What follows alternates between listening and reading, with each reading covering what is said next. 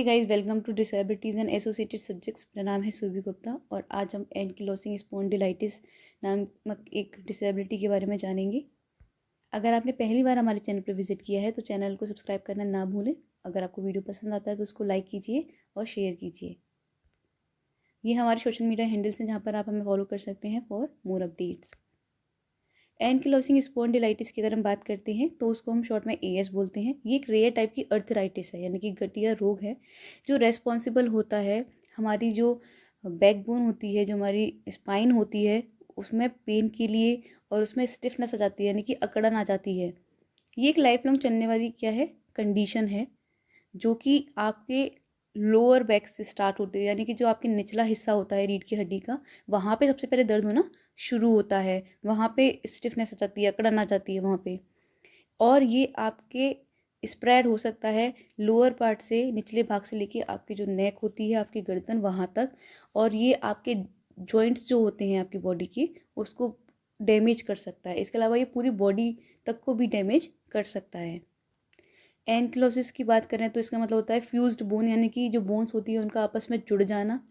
आपने देखा होगा कि डिफरेंट डिफरेंट बोन्स होती हैं हमारी बॉडी में, डिफरेंट डिफरेंट पार्ट के लिए, लेकिन अगर ये सारी बोन्स आपस में बिल्कुल स्टिक हो जाएंगी, जुड़ जाएंगी एक दूसरे से आपस में, तो क्या कोई स्ट्रक्चर बनेगा बॉडी का? तो इस प्रकार से सिर्फ हम अभी स्पाइन की बात कर रहे हैं। तो जो एंकिलोसिस की बात करते हैं तो इसका मतलब होता है बोन्स का आपस में जुड़ जाना, फ्यूज हो जाना। और जब हम स्पॉन्डिलाइटिस की बात करते हैं तो उसका मतलब होता है सूजन, जिससे होता है कि रेड हो जाना या सूजन आना बॉडी के किसी भी पार्ट में। तो क्योंकि हम रीढ़ की हड्डी की बात कर रहे हैं तो उसमें क्या होता है, वर्टिब्रे होते हैं जो कि 33 होते हैं, जिसमें 24 ऐसी होती हैं जो मूवेबल होती हैं।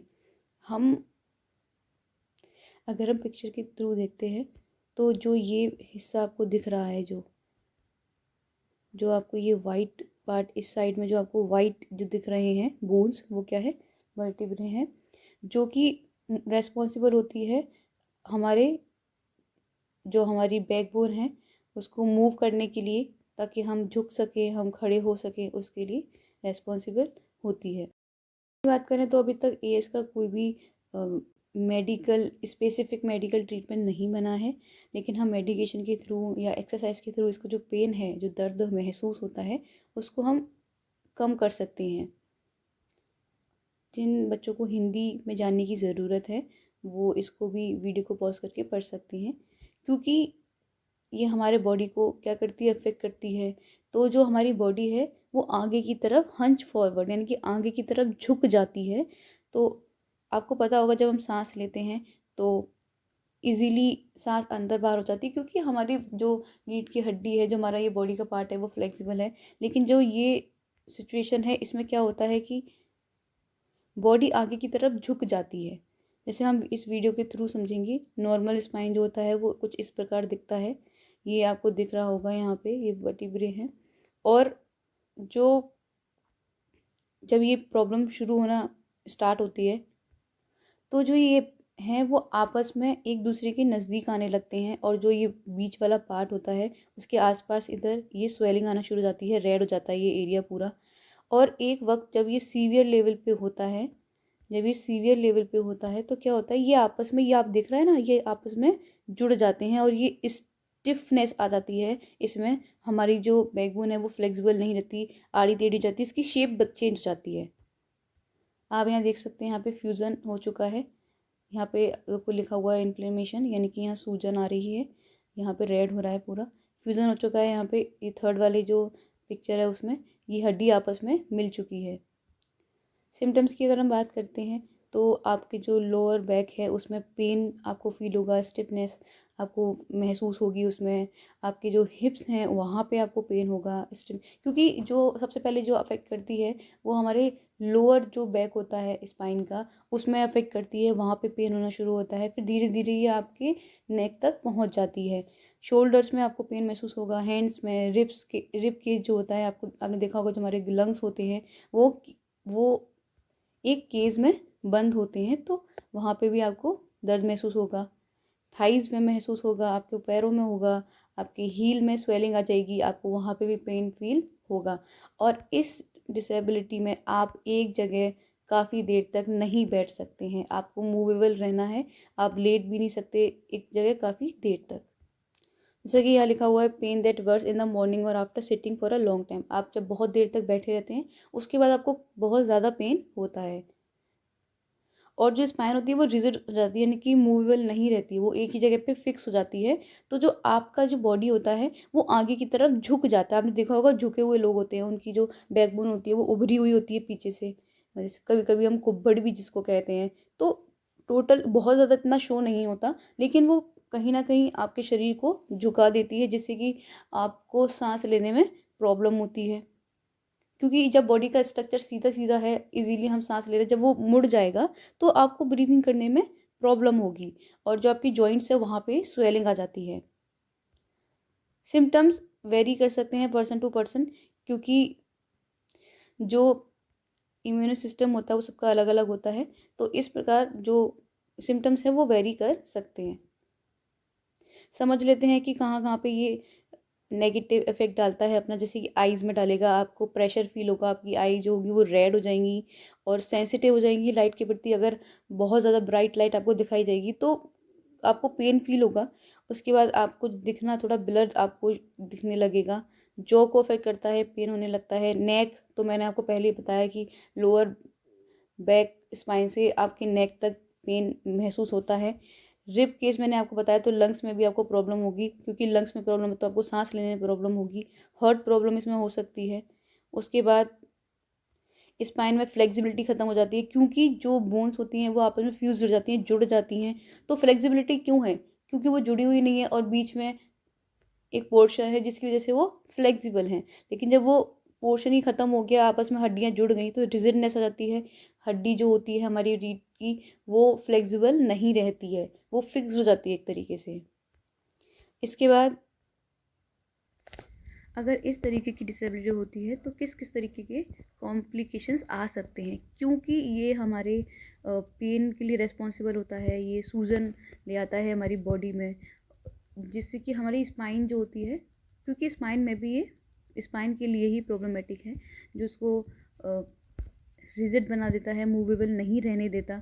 तो क्या होता है कि जो वर्टिब्रे होती हैं वो वीक हो जाती हैं, जिसकी वजह से क्या होता है कि जो बोन्स होती है वो डैमेज हो जाती हैं, आपस में टूट जाती है, ब्रेक हो जाती है, फ्रैक्चर हो जाता है उसमें। तो जब अगर आपकी किसी बोन में फ्रैक्चर हो जाता है तो वो क्या करती है, इरिटेट करती है उसकी जो आसपास की मसल्स होती हैं, तो वो बहुत ज़्यादा पेनफुल सिचुएशन हो जाती है। क्योंकि ये लोअर हमारे स्पाइन को अफेक्ट करती है, तो हमारा जो कंट्रोल होता है ब्लैडर पे वो ख़त्म हो जाता है, तो टॉयलेट वगैरह में भी दिक्कत आती है। आइज़ की बात करते हैं तो 40% जो लोग हैं जिनको एएस है उनको आई की प्रॉब्लम होती है। इसके अलावा हार्ट में आपको पता है वॉल्व्स होते हैं ब्लड को सर्कुलेट करने के लिए, प्योर और इम्प्योर ब्लड को अलग रखने के लिए। तो क्या करती है ये जो एएस टाइप की जो डिसेबिलिटी है वो वॉल्व को डैमेज कर देती है, उसकी जो फंक्शनिंग होती है उसको अफेक्ट करती है, जिससे कि हो सकता है कि जो ब्लड आगे की तरफ जा रहा हो उसको वो पीछे की तरफ भी कर दे। तो क्या होता है कि मतलब फंक्शनिंग को डिस्टर्ब कर देती है। जब फंक्शनिंग आपकी बॉडी की किसी भी पार्ट की डिस्टर्ब होती है तो वो आपको अफेक्ट करती है। जिनको एएस होता है, एएस डिसेबिलिटी होती है, उनको इस कुछ प्रकार के कैंसर भी हो सकते हैं, जैसे कि बोन कैंसर हो सकता है, प्रोस्टेट कैंसर हो सकता है, जो कि मेल्स होते हैं उनके जो प्राइवेट पार्ट होता है उसका कैंसर होता है, कोलोन कैंसर हो सकता है, पेट का जो कैंसर होता है जो कि महिलाओं में होता है। तो ये सारी चीज़ें उनको, इस तरीके के कैंसर उनको हो सकते हैं। अगर एएस के कॉजेज़ के बारे में बात की जाए तो रिसर्चर अभी तक नहीं पहचान पाए हैं कि एएस का वास्तविक कारण क्या है, लेकिन उनके अनुसार उन्हें लगता है कि जो जीन होते हैं उनकी उसकी वजह से हो सकता है। जिनके अंदर एएस पाया गया है उनके अंदर जीन होता है जो कि एक प्रकार का प्रोटीन बनाता है HLA-B27। ये जो प्रोटीन है वो हमारी बॉडी में अगर है तो वो क्या करता है कि इम्यून सिस्टम को एक जो बॉडी की जो बैक्टीरियाज हैं कॉमन उन पे अटैक करने के लिए कहता है। हमारी ही बॉडी के जो बैक्टीरियाज हैं कॉमन उन पर अटैक करने के लिए कहता है। और जब वो इस तरीके की चीज़ें प्रोसेस होती है तो एएस के सिम्टम्स नज़र आते हैं होता है या किस उम्र के दायरे में होता है, तो रिस्क जो होती है इस डिसेबिलिटी को लेके ज़्यादा होती है। तो हम बात करते हैं सेक्स की, यानी कि जो मेल में जो ये डिसेबिलिटी होती है वो ज़्यादा देखने को मिलती है महिलाओं की अपेक्षा। अगर हम रेशियो देखें तो 3:1 होता है, यानी कि अगर 3 आदमियों को है ये डिसेबिलिटी तो वहीं एक औरत को होगी।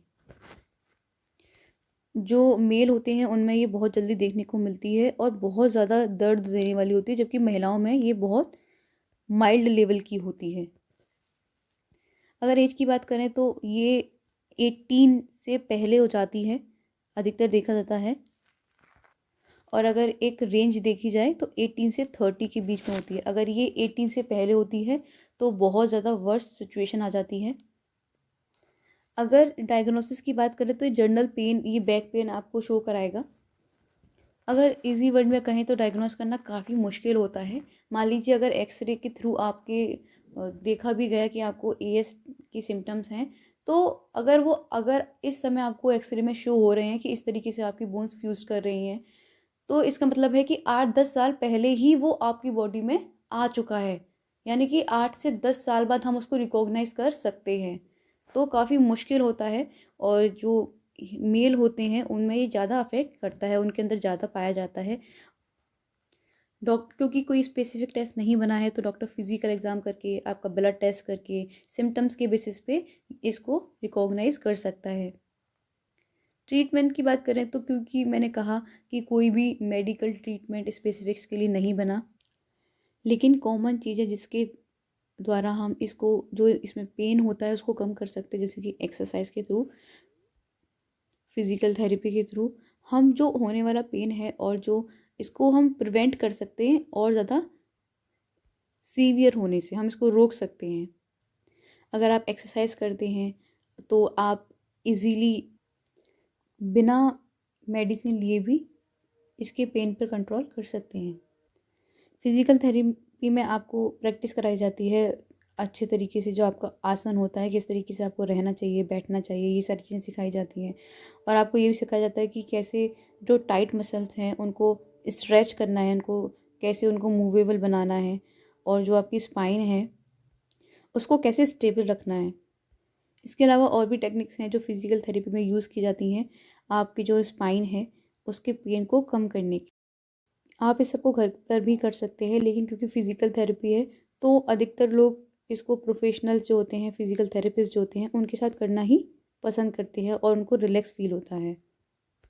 मेडिकेशन की बात करें कि इसके दर्द को कम करने के लिए हम कौन कौन सी मेडिकेशंस लेते हैं, तो NSAID, non steroidal anti inflammatory drugs, जैसे कि इसके अंदर इंडोसिन मेडिसिन आती है। लेकिन मेडिसिन लेने से ये प्रॉब्लम है कि कॉम्प्लिकेशन ज़्यादा हो जाते हैं, साइड इफ़ेक्ट ज़्यादा हो जाते हैं। आप किसी भी तरीके के मेडिसिन लेते हैं ईएस जो डिसेबिलिटी होती है उसमें, तो वो हमेशा हार्म पहुंचाती है, उसके साइड इफ़ेक्ट बहुत ज़्यादा होते हैं।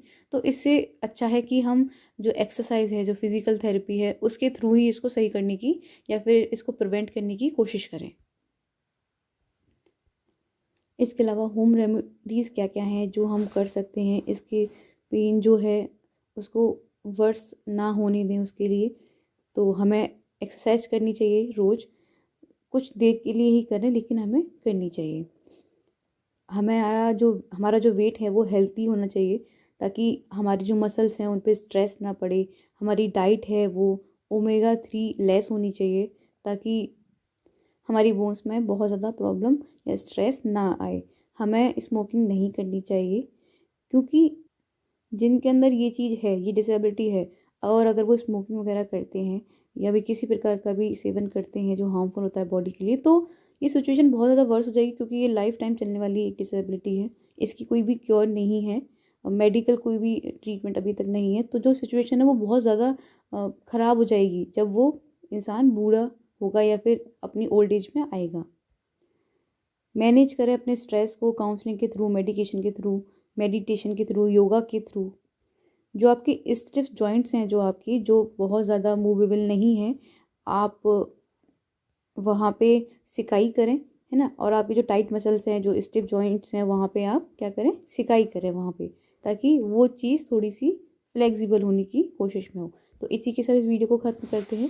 Thanks for listening. If you like the video please share.